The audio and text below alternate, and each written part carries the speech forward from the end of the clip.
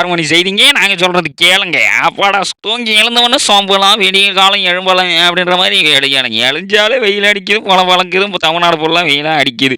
ஏன்னா வெயிலு ஏத்தி நீ நாக்க கடிக்கிற பாத்தியா சொக்க அப்படின்னு கேட்கும்போது, காலையில் எழுந்தவுடன் படிப்பு அப்படின்னு சின்ன வயசுல படிச்சிருக்கோம். ஆனா அதுக்கு முன்னாடி இந்த வெயில் காலத்துல நீங்கள், நாங்கள் எல்லோரும் செய்ய வேண்டிய அற்புதமான விஷயம் குளியல். குளியல போடுங்க, குதூகலமா வாசிங்க. அப்பாடா வெயில் அடிக்குது, வெயில் அடிக்குது, மழை அடிக்குது, மழை அடிக்குதுன்னு எல்லா நாளையும் குளிக்க சொல்லுறீங்களே, வருஷத்துல குளிக்கிறது 2 நாள் தாங்க நானு.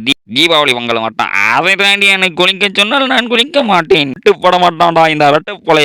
தூங்கி எழுந்தவுடன் சோம்பலாக இருக்கணும், வெயில் காற்றை சுவாசிக்கணும், வெயிலே சாகணும் அப்படின்னு இருக்காதீங்க. நம்ம ஓட்டு நீ போல முடிய வளருங்க, நறுமணமா இருக்குங்க, பக்கத்துல இருக்கிறவங்களும் சுவைக்குங்க.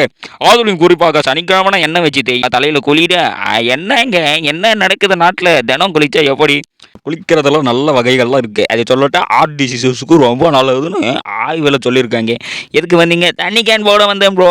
தினமுமே குளிங்க, ஆலமரத்தடியில் விளையாடுங்க அப்படின்னு சொல்லதான் சார் ரத்த ஓட்டம் சீராக இருக்கும். மேலும் மேலும் இன்னும் நான் தெளிவாக அது புரிந்துக்கிறேன். இது என்ன இப்போ நான் சொல்லுறதுன்னு, நுரையீரல் ஆரோக்கியமாக இருக்கும் சார். மேலே மேலே அப்புறம் என்ன மேலே ரத்த ஓட்டம் சீராக இருக்கும், ஆட்டு நல்லா இருக்கும். இதுக்கு மேலே என்ன வேணும்? தினமுமே குளிங்க, அசதியாக இருக்காதீங்க, அம்சமாக இருங்க.